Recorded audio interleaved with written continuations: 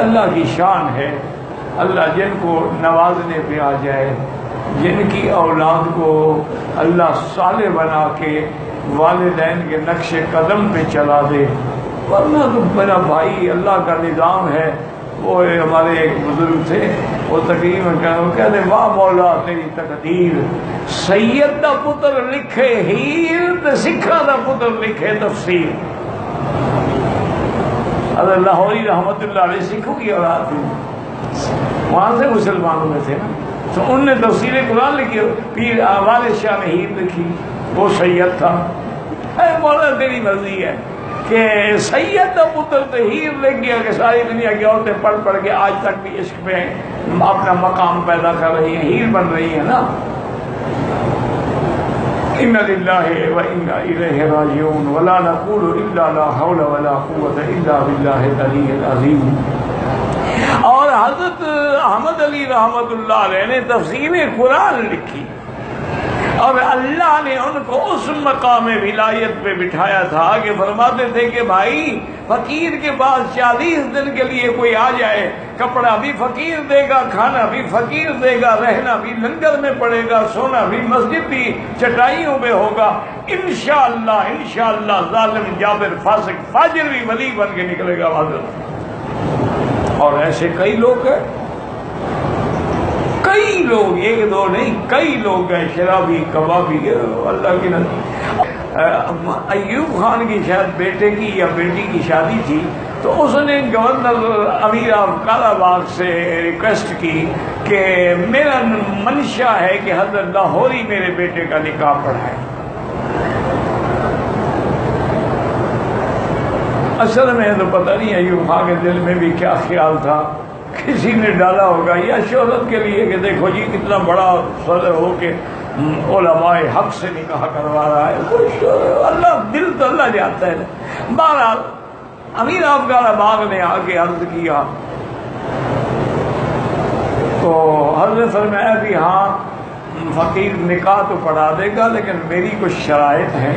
میں حضرت فرمایا فقیر اپنے سائیکل پہ آئے گا، اپنے سائیکل پہ ہی واپس جائے گا، اور نکاح پڑھانے کے بدلے میں کوئی ہدیہ یا کوئی تحفہ قبول نہیں کرے گا، اور وہاں جو کھانا ہوگا یا مٹھائی یا جو بھی ہو وہ بھی نہیں کھاؤں گا، اور یہ بھی شرط ہے کہ میں جب پہنچوں تو ہر تمام چیزیں تیار ہوں تاکہ میں فوراً خطبہ شروع کر دوں، دیر بھی نہ ہو.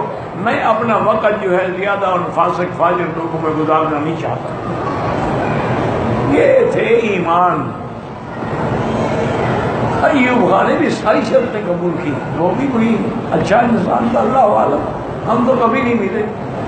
تو شاہ جی حضرت لاہور سائیکل پہ آئے، سائیکل کھڑی کی، اب دنیا حیران پریشان. آتے ہی بس بیٹھے اور نحمدہ ونستعینہ ونستغفرہ خطبہ شروع ہو گیا.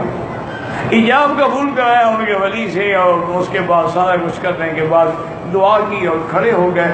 اور اتنی تیزی سے آپ نے کہنے کا یوں وہاں پیچھے بغیر جوتی کے بھاگتا رہا کہ میں کچھ، انہوں نے کہا نہیں، میں نے کہا تھا کہ میں کچھ نہیں لوں گا. اپنے سائیکل پہ بیٹھے واپس.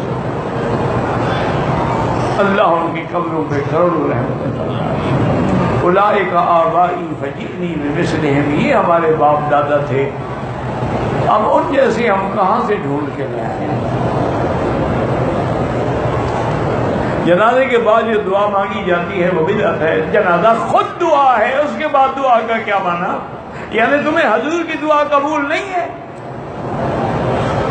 جو حضور نے دعا سکھلائی کہ اللہم اغفر لحینا ومیتنا وشاہدنا وغائبنا وصغیر، اتنی جامع، اللہم نقہم من الخطایا کما ینقی الثوب الابیض من الدنس، اللہم اغسل خطایاہم من الماء والثلج والبرد، اللہم اکرم نزلہم وسع مدخلہم، اللہم بدل دارہم خیرا من دارہم بدل اہلہم خیرا من اہلہم. یہ دعا تمہارے مولوی کو آتی ہے، اس کا ترجمہ بھی نہیں آتا ہے انشاءاللہ.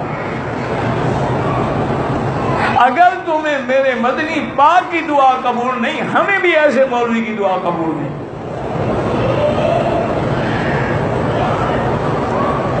جنازے کے بعد سلام ایک طرف پھیرو تو جائز ہے، دو طرف پھیرو تو جائز ہے.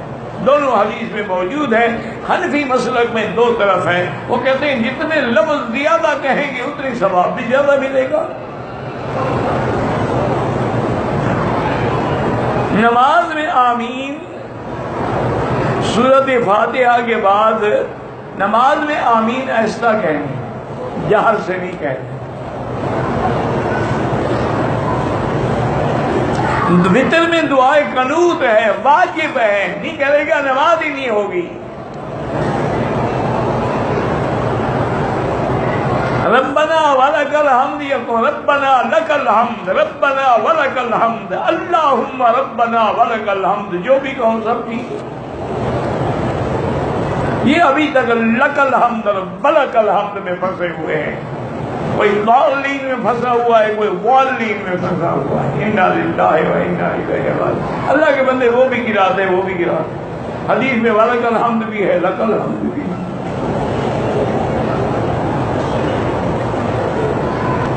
حضور قبر میں زندہ ہے، صرف حضور نہیں تمام انبیاء زندہ ہیں. حضور کا تو شان ہی نرالا ہے. جو حیات کے قائل ہیں ان کے پیچھے نماز ہوتی، ہاں جی بالکل ہوتی، کیوں نہیں ہوتی؟ تم حضور کی حیات پوچھ رہے ہو. معراج والی رات تو سارے پیغمبر وہاں کھڑے تھے. حضور نے کس کی امامت کی؟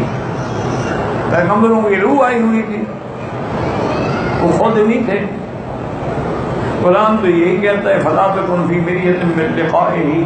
آپ ان کی ملاقات میں شک ہی نہ کریں کہ وہ حقیقی ملاقات تھی. تو آپ امام الانبیاء کیسے بنے؟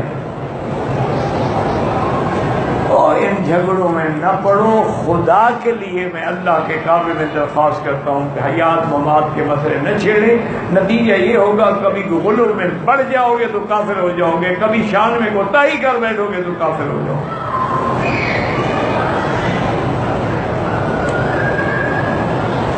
حیات کے مسئلے میں کچھ لوگ ایسے غلو میں مبتلا ہوئے ہیں، وہ کہتے ہیں انبیاء زندہ ہیں، بلکہ قبروں میں انبیاء پر ان کی بیویاں بھی پیش کی جاتی. وہ اتنے آگے بڑھ گئے. اور کچھ ہماری برادری ایسے پیچھے ہٹ گئی، انہوں نے کہا جی کیا ہے، مر گیا، بات ختم ہو گئی، اور کیا ہے، مردہ ہے نبی، اس کے بعد کیا حیات ہے؟ ایسے جیسے ستون مردہ ہے وہ بھی مردہ ہے. انا للہ و انا الیہ راجعون ولا نقول الا لا حول ولا قوت الا باللہ العلی العظیم. کہتے جی کہ انبیاء علیہ میرے بھائی دور سے نہیں سنتے، جو روضہ مبارک پہ صلاۃ و سلام پڑھے گا وہ سنیں گے. دور سے فرشتے پہنچاتے ہیں. جو کہتا ہے کہ انبیاء سنتے ہیں تو حدیث ہے. اللہ کے بندے چکرے میں پتہ نہیں کیوں پڑے ہوئے ہیں. یہ قبر میں آپ سے پوچھیں گے کہ میرے نبی کے بارے میں تم کیا بات کرتے رہے، یا حشر میں پوچھیں گے. وہ تو حدیث ہے ما من مسلم یصلی علیہ الا رد اللہ علیہ روح فارغہ علیہ السلام.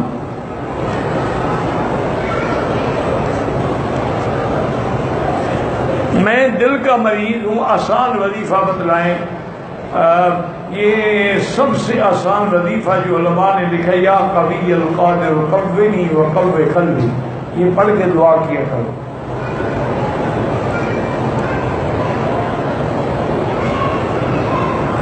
اگر میاں نے بیوی کو